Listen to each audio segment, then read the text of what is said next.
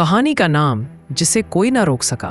राजस्थान के बूंदी जिले के छोटे से गांव धनवाड़ा में एक लड़का रहता था, हार्दिक। घर मिट्टी का, आमदनी थोड़ी सी और सपने आसमान जितने बड़े। लेकिन गांव के लोग कहते थे, बड़ा आदमी, ये इसके बस की बात नहीं। हार्दिक ये सब सुनकर मुस्कुराता, पर अंदर की आग और बढ़ जाती। असली लड़ाई घर से शुरू होती है। हार्दिक का पिता एक दिहाड़ी मजदूर था। दिन भर की कमाई 200 रुपए। माँ घरों में साफ सफाई करती थी। एक दिन पिता ने थककर कहा, बेटा पढ़ लिख कर क्या करेगा, काम धंधा सीख ले। पेट शिक्षा से नहीं, हाथों से भरता है। हार्दिक ने शांत होकर कहा, पापा काश आप मेरे सपने देख पाते, मैं कुछ बदलना चाहता हूँ। पिता चुप हो गए।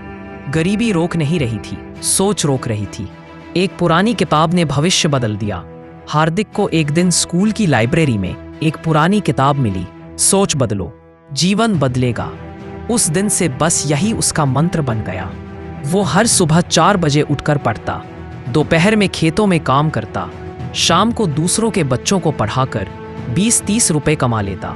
गांव वाले हंसते, इतना कौन पढ़ता है। लेकिन हार्दिक जानता था, सपनों पर हंसने वाले वही लोग होते हैं जो खुद सपने देखना भूल चुके हों। पहला झटका 12वीं बोर्ड परीक्षा में हार्दिक टॉपर तो बना, लेकिन कॉलेज की फीस 45,000 रुपए और उसके घर की कमाई मुश्किल से महीने की 6,000 रुपए। उस रात माँ चुपके से रोई, बेटा हम तुझे इतना बड़ा सपना नहीं दे सकते।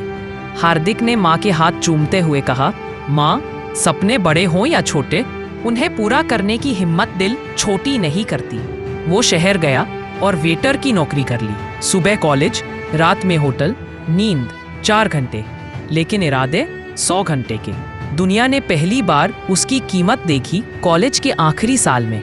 हार्दिक ने एक मोबाइल ऐप बनाया जो ग्रामीणी बच्चों को मुफ्त शिक्षा देता था। लोग हंस रहे थे, गांव वाले मोबाइल कहाँ चलाएंगे, लेकिन हार्दिक ने कोशिश नहीं छोड़ी। वो हर गांव जाकर बच्चों को ऐप इंस्टॉल करवाने लगा।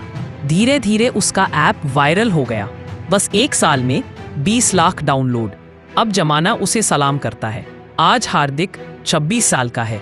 उसका स्टार्टअप करोड़ों की वैल्यू पर चल रहा है। वो हजारों बच्चों को मुफ्त शिक्षा दे रहा है।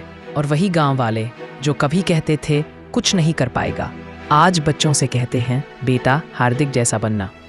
हार्दिक हमेशा कहता है, मुझ में और किसी भी गरीब बच्चे में फर्क सिर्फ इतना है, मैंने परिस्थितियों के आगे झुकने से मना कर दिया था।